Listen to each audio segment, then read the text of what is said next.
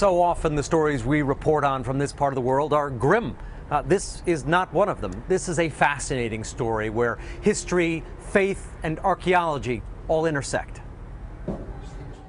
This marble slab has covered for centuries what many Christians believe is the tomb of Christ. My knees are shaking a little bit because I wasn't expecting this. For 60 hours last week, the slab was pulled back to allow scientists and National Geographic to have a look.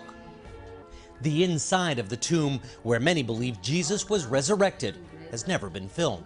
I'm amazed. That feeling of specialness, it just permeates the whole building. Jerusalem's Church of the Holy Sepulchre has been at the center of Christianity since the earliest days of the faith, because this church contains the final stations of the cross, the locations, church leaders say, of where Christ was crucified, where his body was prepared for burial, and where he was entombed. There's a little house called the Edicule over the tomb, and this little house is why there's so much activity here now. The Edicule, damaged by water, fire, and earthquakes, is being renovated for the first time in 200 years. Earlier this year, NBC News was given privileged access to the Greek-led team of specialists, drilling in metal supports, cleaning the stones.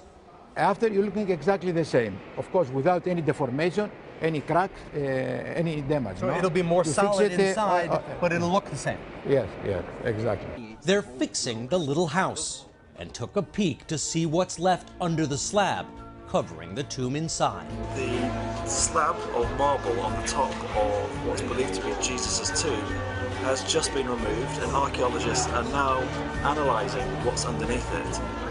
They found another slab with a carved cross, believed to be from the Crusader period, and the limestone burial shelf beneath it, examined scientifically, perhaps for the first time.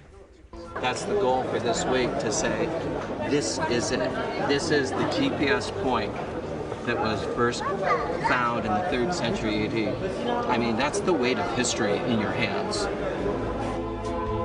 The holy bed from which the faithful say Christ rose from the dead may not be opened again for centuries.